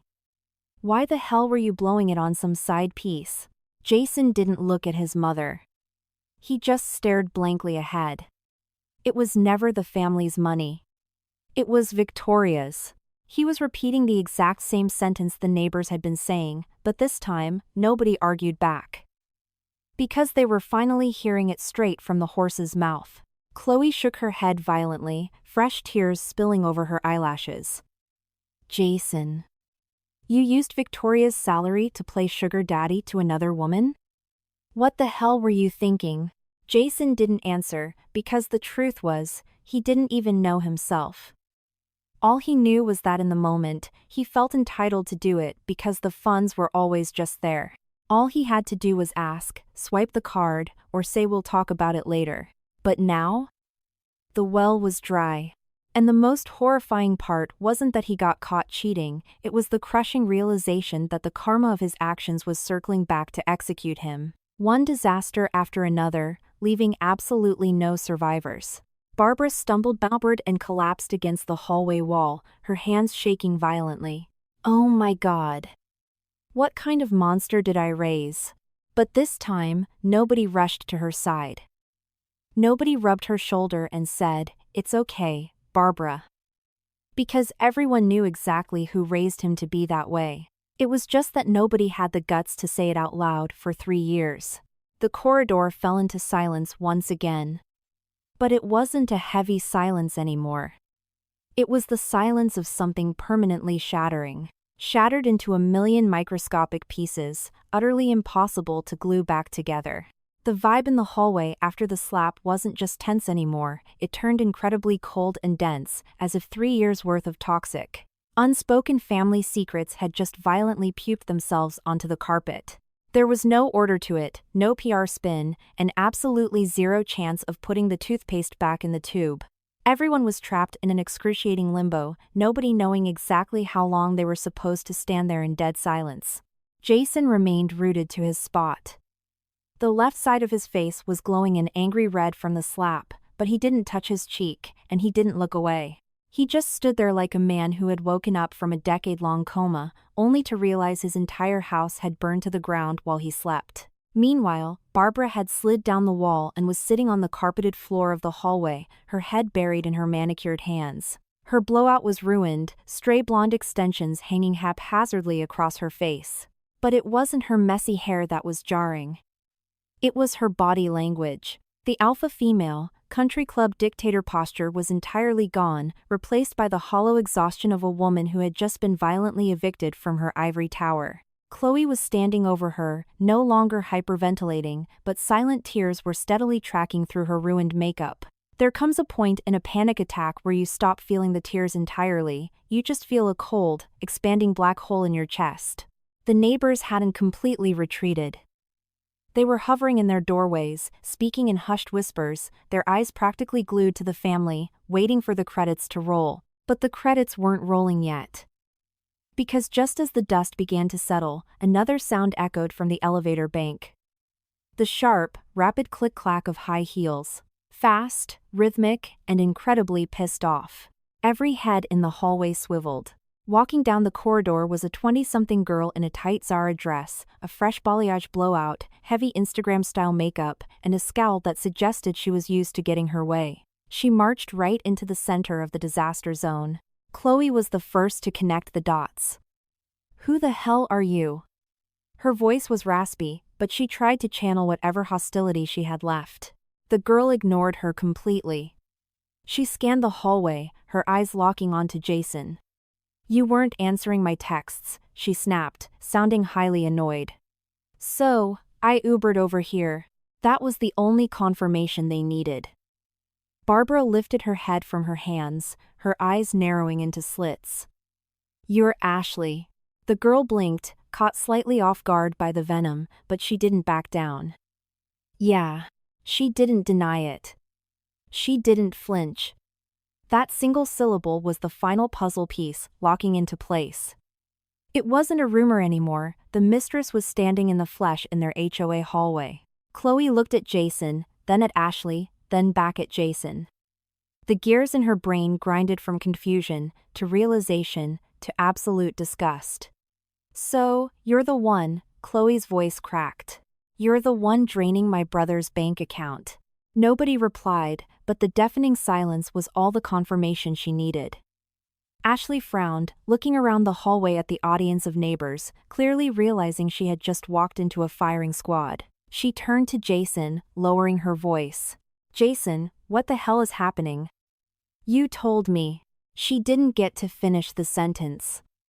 Barbara had scraped herself off the floor. She didn't lunge, but she marched forward with terrifying purpose, stopping mere inches from Ashley's face. She looked the girl up and down like she was examining a cheap knockoff purse. "Do you have any idea whose money you were spending?" Barbara demanded. Ashley was startled, but she immediately copped an attitude. "Jason's." A short, defiant answer. And because of that answer, the neighbors lingering in their doorways exchanged highly amused glances. They had just heard the prequel to this story, and the math wasn't mathing. "His?" Barbara let out a psychotic, cynical chuckle. "Are you absolutely sure about that, honey?" Ashley crossed her arms. "What is your problem, lady?" Barbara didn't answer her. She whipped around and pointed a trembling finger at Jason. "Why don't you explain to your little girlfriend exactly whose bank account that Zelle was linked to?" Jason stood frozen. He didn't speak, not because he didn't know, but because admitting it out loud to Ashley was the final nail in his ego's coffin. "It was Victoria's," he finally whispered. His voice was barely audible, but in that quiet hallway, it was loud enough for Ashley to hear. The girl blinked, her tough girl persona dropping for a second. "Victoria's?" she echoed. Ashley took a physical step backward, as if someone had shoved her in the chest. "Not with hands, but with reality. You told me the divorce was finalized months ago." Her voice started to shake. "You swore to me that the savings account was yours." "The divorce was finalized today," Jason mumbled defensively. "But the money was always hers. I was just moving it over." A pathetic, cowardly justification that hung in the air like a bad smell. Chloe let out a bark of bitter laughter. "Moving it over? You talk about it like it was a joint checking account. You stole your wife's paycheck to play sugar daddy to your side piece." Ashley stared at Jason. The look in her eyes underwent a complete metamorphosis. The sweet, needy girlfriend act vanished, replaced by something incredibly cold and calculating. "Is that true?" she demanded, her voice sharp and unforgiving. Jason didn't answer, he just looked at his shoes. And that silence was a full confession. Ashley took a deep breath, and then she smiled. A very thin, entirely humorless smile. You are unbelievable, Jason. Flexing someone else's Amex to act like a big shot. I actually thought you had capital. She stopped herself, swallowing whatever insult was coming next, and shook her head. Whatever. I am not dealing with this broke-ass drama. She spun on her stiletto heel, not sparing a single glance at Barbara or Chloe. The aggressive click-clack of her heels echoed down the hallway once again. But this time, the rhythm was frantic, desperate to get into the elevator and as far away from this toxic fallout as humanly possible. The hallway returned to a dead silence, but this time, there was absolutely nothing left to argue about. The truth was totally, brutally exposed. The sound of Ashley's heels faded out as the elevator doors chimed and closed, swallowing her whole. But the echo of those footsteps lingered in the minds of everyone standing in that corridor. Because that sound wasn't just a girl storming off, it was the auditory representation of Jason's delusion shattering. The closure of a fantasy he thought he could afford, evaporating the second the actual bill arrived. Jason remained locked in his stance. His eyes traced the empty space where Ashley had just been standing, but there was zero romantic longing in his gaze, no desperate urge to chase after her. Just a massive, gaping void. The exact look of a man who only realizes the price tag of what he threw away after his credit card gets declined. Barbara, standing a few feet away, looked from the empty elevator bay to Jason and then to the blank wall, as if her brain was desperately trying to reassemble the last 3 years into a narrative where she was still the victim. But the harder she tried to force the puzzle pieces together, the more warped and ridiculous her own logic felt. Chloe was leaning heavily against their front door, no longer crying, her skin a sickly, translucent pale. It was as if she had finally run out of tears, leaving behind a freezing, hollow numbness. Nobody spoke. Not because they were holding back, but because they had entirely run out of ammunition. The nuclear bomb had detonated, and they were just standing in the radioactive ash. The neighbors finally began to close their doors. Not because the show was over, but because the cringe factor had reached a level where it was uncomfortable to keep watching. The schadenfreude was gone, replaced by a collective desire to wash their hands of this family. The heavy doors clicked shut one by one. The hallway emptied out, but the physical isolation didn't make it any easier to breathe. If anything, it magnified the sheer, pathetic reality of the 3 people left standing there. Barbara was the first to break the silence, her voice devoid of its signature screech. It was low, raspy, and gutted. Jason. One word. Left hanging in the air. Jason didn't turn his head. He just stood there, staring down the long hallway, knowing that the second he made eye contact with his mother, he would have to officially face the music. And he wasn't ready. Look at me, Barbara croaked, her voice trembling with a mix of rage and absolute despair. Jason closed his eyes, took a ragged breath, and slowly turned his head. He didn't look at the floor this time. His eyes met hers, but they were dead inside. What do you want to ask me, Mom? He said. His tone was a flatline. Your relationship with that girl. Barbara forced the words out, as if they tasted like battery acid. How long? A simple question. But it carried a lethal dose of reality. Jason stared at her for a second, then dropped his gaze. 2 months. 2 words. But they were the Rosetta Stone that decoded the entire disaster. Chloe let out a sound that was half laugh, half sob. 2 months. So, you were literally sleeping in Victoria's bed, living in her house, while wiring her paycheck to another woman. Nobody denied it. Nobody tried to spin it. The timeline was damning. Barbara collapsed back onto the hallway floor, burying her face in her hands. Oh my God. This family is completely destroyed. But this time, nobody rushed to pat her back. Nobody whispered, "It's going to be okay, Mom." Because Jason and Chloe couldn't even lie to themselves anymore. It wasn't going to be okay. Jason stood there for a few more seconds. Then, without a word, he turned his back to his mother and sister and started walking toward the emergency exit stairwell. "Where are you going?" Barbara's head snapped up, panic lacing her voice. "Out," Jason replied curtly, not breaking his stride. "Out where?" "It's pitch black outside, where are you going?" Her voice cracked, terrified of being left alone with the wreckage. Jason stopped with his hand on the heavy metal push bar of the fire door. He didn't turn around. "I need to think." And with that, he shoved the door open and disappeared into the concrete stairwell. The heavy door slammed shut behind him with a definitive clang. Left behind in the hallway were two women, a mother and a daughter sitting outside a luxury condo that used to be filled with the sounds of Bravo TV. Delivered DoorDash. And ignorant bliss. Now, it was just a deafening, terrifying silence. Chloe slid down the wall and sat next to her mother. She stared at the carpet and whispered, "Mom, did we mess up?" A tiny, fragile question. One that hadn't been asked in 3 years. Barbara didn't answer immediately.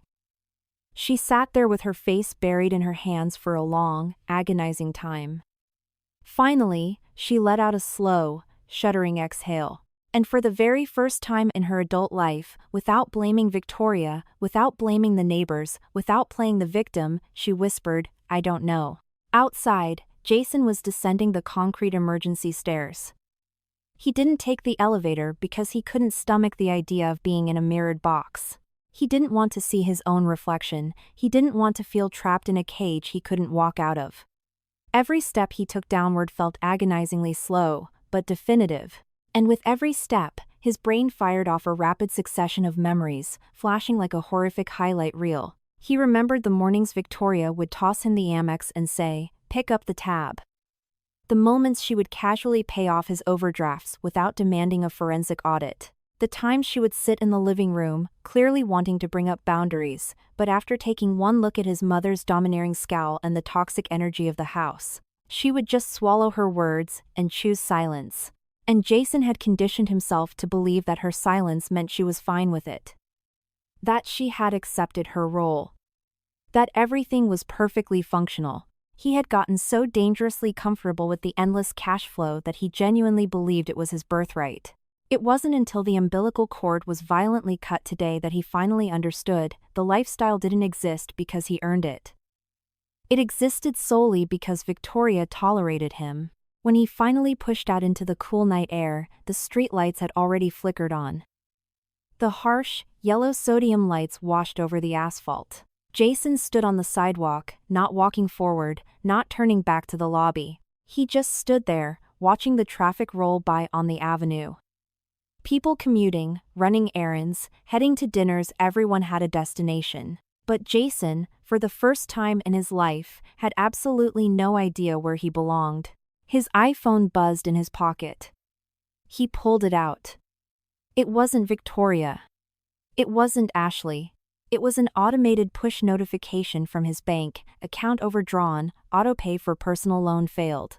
The dollar amounts weren't catastrophic yet, but they were the warning sirens. The glaring reality check that today wasn't the finale. Today was day one.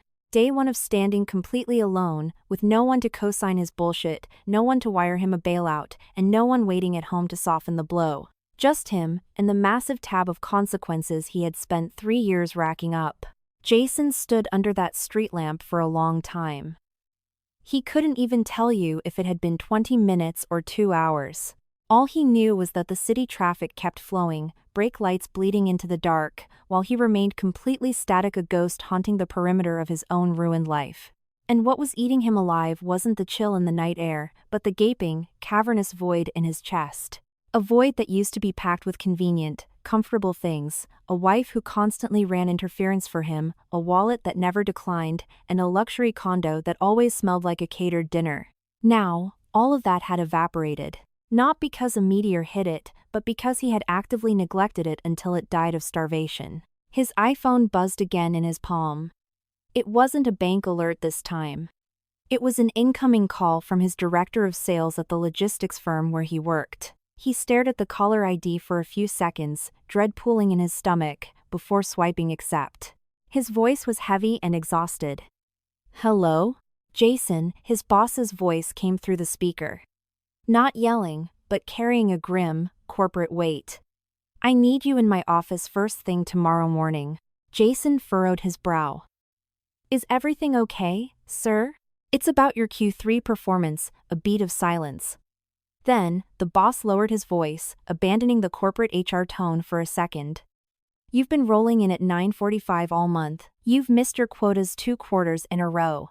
We just lost the Henderson account because they couldn't get you on the phone. HR has already put you on a PIP. Performance Improvement Plan. We'll discuss the transition details at 8 a.m. The line went dead. Short, clinical, and fatal. Jason slowly lowered the phone, staring at the screen as it faded to black. There was no panic left in his brain. Just absolute clarity. The dominoes were falling. Not just one, but a cascading avalanche of consequences hitting him from every conceivable angle, giving him zero time to spin a narrative, zero time to play the victim. Everything he had put off, everything he had filed under, "I'll deal with it later," had finally come to collect its debt. He slumped down onto the concrete curb just outside the HOA gates, burying his face in his hands. And right then, in the pitch black, for the first time in God knows how long, he didn't think about his overbearing mother. He didn't think about his spoiled sister. He didn't analyze who was legally right or wrong. He only thought about one person. Victoria. Not as the wife on a piece of paper, but as the human being who had actually sat next to him for 3 years.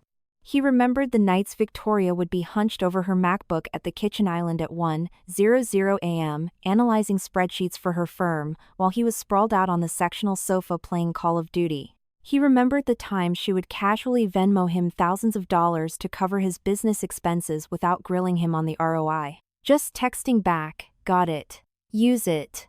He remembered the micro-expressions on her face when his mother insulted her, cooking the way she would bite the inside of her cheek, swallow the rage, and choose peace over a war zone.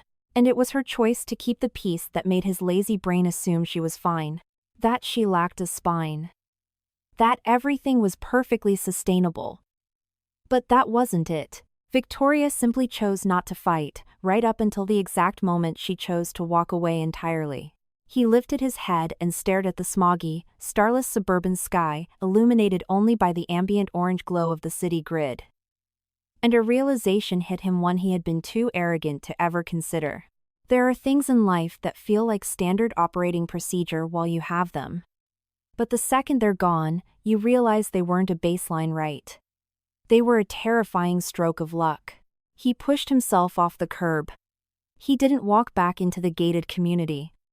Instead, he walked half a mile down the avenue and ducked into a dingy, neon-lit sports bar tucked into a strip mall. He sat on a cheap vinyl stool at the sticky mahogany bar, surrounded by blue-collar guys getting off the late shift. Just normal guys drinking Miller Lights, complaining about their foreman, stressing about their mortgages, talking about the brutal reality of paying bills. It was jarringly real. And sitting there, Jason felt like an absolute alien. Because for 3 years, he had been entirely insulated from the gravity of the real world. Not because he was a trust fund kid, but because someone else had been quietly taking the bullets for him. The bartender slid a glass of ice water in front of him. He took a sip. The freezing water slid down his throat, but it did nothing to put out the dumpster fire in his chest. Just then, his phone vibrated against the sticky bar top. It was an iMessage from a familiar number. Victoria. He stared at the lock screen without opening it. Just looked at her name for a long beat, and then tapped the notification. Jason. No pet names. No emojis. Just clinical text. I've emailed the PDF ledger of the last 3 years' expenses to your Gmail. If you think it's necessary, we can meet one last time to formalize this.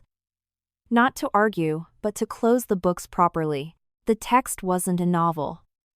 It was devoid of rage, devoid of guilt-tripping, devoid of any emotional bait. But because it was so utterly indifferent, it cut deeper than a screaming match ever could. He read it twice, 3 times, and then locked the screen without typing a reply. Not because he wanted to ghost her, but because he realized this wasn't an opening to grovel and win her back. It was a summons to finally stand up like a man and face the music. He sat at the dive bar for another 20 minutes, left a $5 bill on the counter, and started the walk back to the condo. This time, his footsteps weren't sluggish. They were grounded. Not because he had hatched a master plan to fix everything, but because he finally understood that he couldn't just sit in the blast crater forever. He couldn't wait for his mother to scream a solution into existence. He couldn't hide in silence anymore. He walked through the lobby, scanned his fob, and stepped into the elevator. He looked at himself in the mirrored walls. For the first time, he didn't avert his eyes. He stared directly at a man he wasn't entirely sure he respected. The doors dinged open. He walked down the corridor. The hallway was exactly the same, but the audience was gone. No gossiping neighbors, no judging stares. Just dead silence. He unlocked the front door and walked in. Barbara was sitting on the RH sectional, Chloe huddled next to her. Both of them looked up as the deadbolt clicked. Nobody said a word. Jason closed the door, stood in the foyer for a second, and said, "I'm meeting Victoria tomorrow." His voice wasn't loud, but it was absolute. Barbara sat up, her eyes wide. Meeting her? For what? What is possibly left to talk about? Jason looked at his mother. This time, his eyes didn't dart away submissively. To finish it. Not to beg for a bailout. Not to ask for my allowance back. Just to finalize the debt. Chloe stared at her older brother. She didn't argue, but in her red-rimmed eyes, the demanding, spoiled entitlement was gone, replaced by pure exhaustion. Barbara opened her mouth to launch into a tirade, but she snapped it shut. Because even she, in her delusional bubble, finally realized that some ledgers just have to be paid. The next morning, before the morning rush hour had even fully congested the freeways and the early sun was just barely reflecting off the downtown glass high-rises, Jason had already left the condo. He didn't leave early because he was an early riser, but because he knew if he stayed in that house for another hour, if he had to listen to one more of his mother's frantic rationalizations or see one more panicked look from his sister, he would revert back to his cowardly baseline. And today, he refused to falter. Because, when the fog finally lifts from your brain, you have to act before the toxic cycle drags you back under.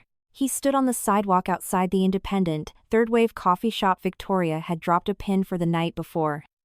It was a minimalist place on a street corner, lots of exposed brick and hanging plants. Not a hyper-luxurious country club brunch spot, but clean, quiet, and intentional. The exact kind of venue he would have ignored 3 years ago, because their important discussions were always things he actively dodged or outsourced to his mother. But today was different. He pulled the glass door open, walked in, claimed a small wooden table by the floor-to-ceiling window, and ordered an Americano. Black. No sugar, no cream. As he waited, he watched the city outside wake up. The sidewalks filled with commuters holding Yeti tumblers, AirPods in, marching toward their office buildings. The ambient noise of the espresso machine, hissing behind him, grounded him, making his chest feel surprisingly calm. It was as if the chaotic hurricane of his life had collapsed down into a single, highly focused point, a meeting he knew would be unlike any they had ever had. Victoria arrived precisely on time. Not 5 minutes early to be anxious, not 5 minutes late to power trip. Punctual. She walked through the door, the morning sun backlighting her silhouette. She was wearing a sleek trench coat, carrying her laptop tote. Her posture was exactly the same, straight spine, rhythmic stride, but her aura was entirely different. There was zero lingering tension, no defensive walls up, and none of the exhausted hypervigilance she used to carry when dealing with his family. She spotted Jason, didn't flinch in surprise, just gave a microscopic nod, walked over, and slid into the chair across from him. "You're here early," she said. Her tone was completely level. Not hostile, but certainly not warm. "Just business." "Yeah," Jason replied. His throat felt dry.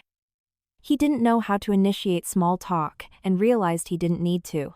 The barista walked over and set down his black Americano and a hot matcha latte for Victoria. Neither of them reached for their mugs immediately. They just stared at the small oak table between them, a physical space that used to hold so much baggage. Unsaid resentments, screaming matches, weaponized incompetence, and her endless crushing patience. Now, it was just an empty table. Victoria cut straight to the chase. "Did you review the PDF I emailed you?" Jason nodded. "Any discrepancies you want to dispute?" He shook his head slowly. "No." A one-word answer, but it was the most honest thing he had said in years. He knew the forensic accounting was bulletproof. The charges were real, the vacations were real, the burned startup capital was real. There was absolutely zero leverage to negotiate and no dignity left in denying it. Victoria gave a slight, approving nod. "Good. Then let's handle this." She reached into her leather tote, pulled out a stapled legal document, and slid it across the table. "This is a hard copy of the promissory note. It outlines the debt, the itemized ledger, and the repayment terms. You keep a copy for your records." Jason stared at the thick stack of paper without touching it immediately, as if he were looking at the last 3 years of his complete moral bankruptcy printed in Times New Roman. "I am not expecting you to wire me $125,000 today." Victoria continued, her voice remaining in that flat, corporate cadence. "But I need your legal signature on this document acknowledging the debt, so that the boundaries moving forward are legally binding and crystal clear." There was no threat in her voice. No vindictive gloating. Just a desire for total, unadulterated clarity. Jason took a deep breath, reached into his jacket pocket, and pulled out a pen. He flipped to the signature page and signed his name. He didn't ask about interest rates, he didn't beg for a discount, and he didn't ask to defer the start date. When he set the pen down, he knew he wasn't just signing a financial IOU. He was signing a confession. An acceptance of his own pathetic complacency, an acceptance of the incoming fallout, and an absolute acceptance that the bridge was burned to ash. He slid the document back across the table. Victoria flipped to the back page, verified the signature, nodded, and slid it into a pristine manila envelope.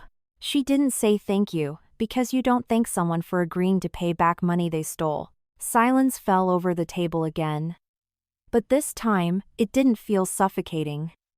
It just felt hollow. Jason looked up, met her eyes, and said, "I'm sorry." 2 incredibly basic words, stripped of any theatrical flair. But for the first time in his life, they were entirely genuine. Victoria didn't gasp. She didn't scoff.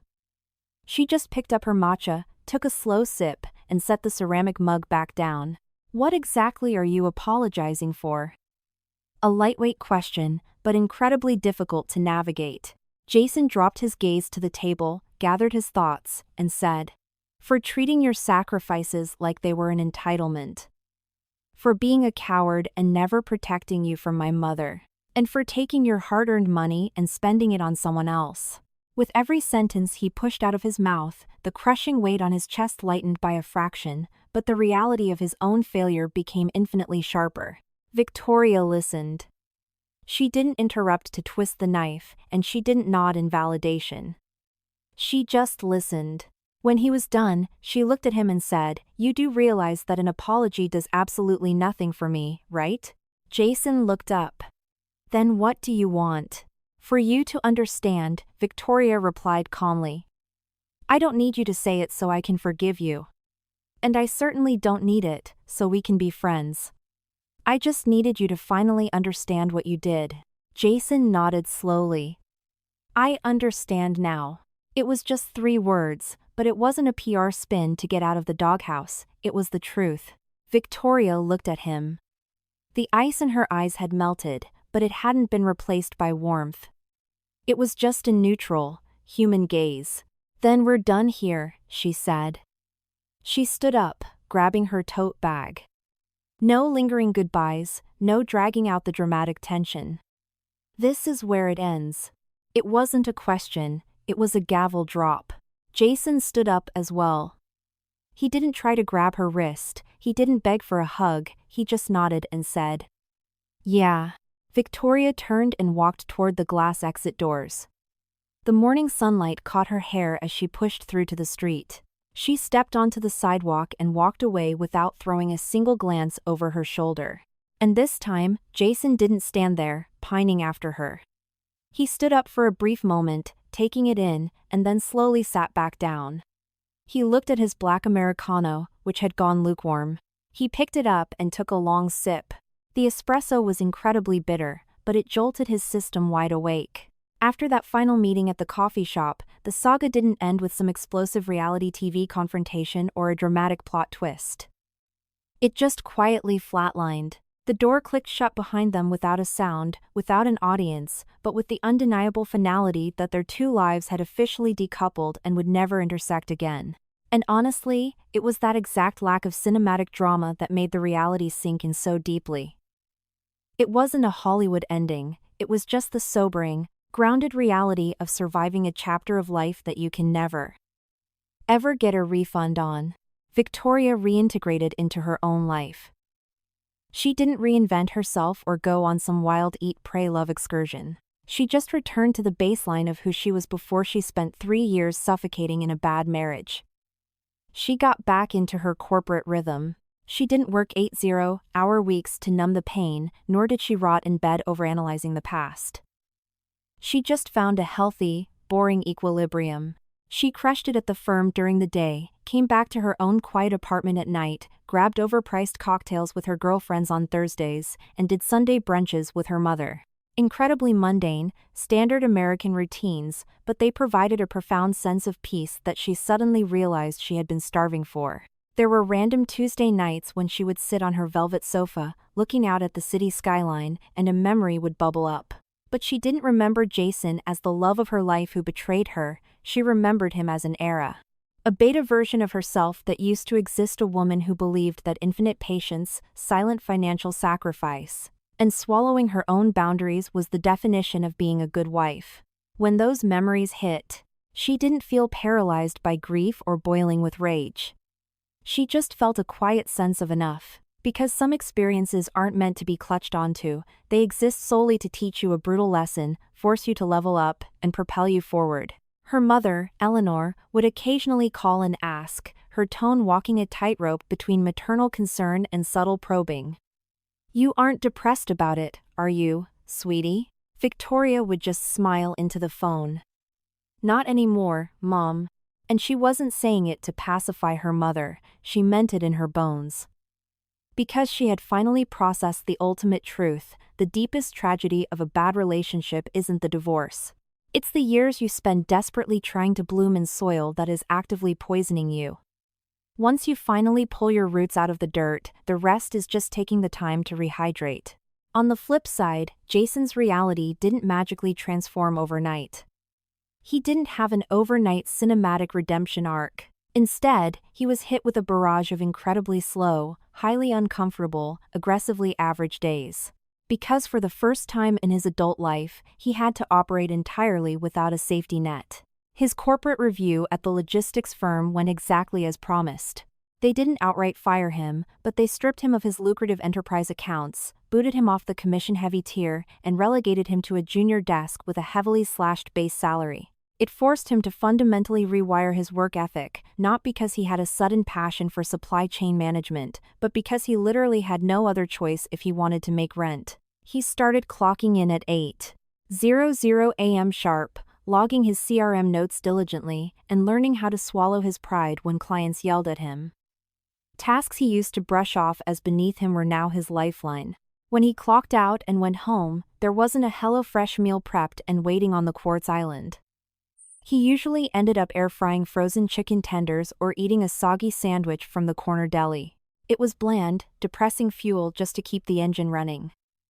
And during those sad dinners, his brain would maliciously remind him of the elaborate meals he used to inhale without a second thought. Meals he ate without ever saying thank you, frequently leaving half of it in the trash without ever considering the time and money the woman standing next to him had poured into it. The promissory note he had signed with Victoria wasn't a joke, and he obviously couldn't write a check for $125,000. So, on the first of every month, an automated ACH transfer pulled a chunk of his slashed paycheck and sent it to her account. It hurt every single time. But eventually, the notification stopped feeling like a punishment and started feeling like a metronome. A monthly, digitized reminder that every single action has a price tag. And paying your debts isn't a defeat. It's the bare minimum requirement of being a grown adult. Barbara was forced to evolve, too. Not out of a sudden moral awakening, but because the limitless Amex was gone. She started going to Costco herself, aggressively couponing and hyperfixating on the HOA utility bills. The spontaneous trips to Nordstrom and the boozy country club lunches vanished entirely. And on the quiet afternoons, when she was sitting alone in her condo, the brutal reality slowly began to penetrate her thick skull. The luxury lifestyle she had violently defended as what her family deserved was a complete illusion. It was never hers to begin with. Chloe, facing the reality of a dissolved trust fund fantasy, had to get a job. Not a glamorous influencer gig or a VP title handed to her, but a standard, entry-level HR coordinator role in a gray cubicle. Her bi-weekly direct deposits were modest, barely enough to cover her car payment and half the rent. And for the very first time in her pampered life, when she looked at her bank app, the math finally clicked. Swiping a card for a $3,000 handbag takes 3 seconds. But earning the post-tax dollars to pay for it takes a month of grinding. It wasn't monopoly money anymore. Their family dynamic fundamentally shifted. It wasn't a loud, chaotic reality show anymore. The demanding shrieks, the entitlement, the constant bickering over who deserved what it all died down. They became quieter. Not necessarily cold, but cautious. Everyone was forced to stay in their own lane, managing their own messes without expecting someone else to magically fix it. It was a massive downgrade in lifestyle, but a necessary upgrade in reality. As for Ashley, she vanished into the ether. She never double-texted, never showed up in the lobby again. It was as if that single, humiliating encounter in the hallway had given her the exact ROI calculation she needed. She saw the sinking ship, cut her losses, and bolted. And honestly, it was the smartest financial decision she could have made. Time did what time does. It didn't move at warp speed, but it moved steadily enough to let the dust settle, allowing everyone to adapt to their new, downgraded tax brackets. One evening, as Jason was waiting for an Uber under that exact same street lamp outside his complex, though his chest didn't feel quite as hollow as it had that first night, a thought struck him.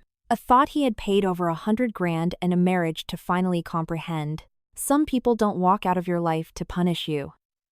They walk out so you are violently forced to learn how to stand on your own 2 feet. And hitting rock bottom isn't the series finale of your life, it's just the prerequisite course for growing the hell up.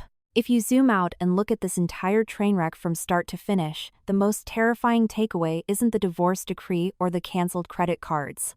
It's the creeping, insidious way a marriage that starts out with genuine warmth can slowly, agonizingly morph into an unpaid internship until it completely collapses under the weight of sheer apathy. When it comes to Victoria, I don't think she was born with skin made of Kevlar.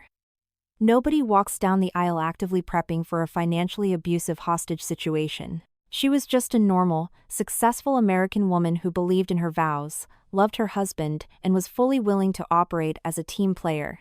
Her fatal flaw was being entirely too generous, without drafting a prenup of boundaries. Because human nature dictates that if you don't fiercely protect your own borders, entitled people will naturally assume they have a VIP pass to your resources. When Victoria finally dropped the hammer, a lot of people in that HOA hallway probably thought she was an ice queen. But in reality, that was the exact second she finally started being fair to herself. As for Jason, I don't think he was a sociopath from day one. But he is the exact archetype of the most dangerous kind of man to marry. He wasn't the villain, but he certainly wasn't the hero. He was a passive bystander in his own life.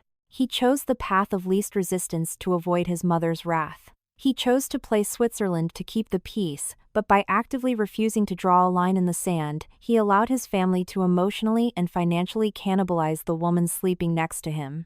A partner doesn't have to be a billionaire, and they don't have to be perfect, but they absolutely must have a spine. When your wife is drowning and you choose to stay perfectly quiet on the shoreline, the bill always comes due. It's just a matter of time. And as for Barbara and Chloe, their arc is a masterclass in the absolute poison of entitlement. When you get so inherently used to swiping someone else's card, living in someone else's house, and treating their sacrifices as an automated subscription service, losing the money is only half the punishment. The real nightmare is the social execution. The terrifying realization that your entire social circle is looking at you and thinking, you got exactly what you deserved. This story isn't a witch hunt, it's a mirror. It forces you to look at your own dynamics. In your relationships, are you the Victoria subsidizing someone else's life until you burn out?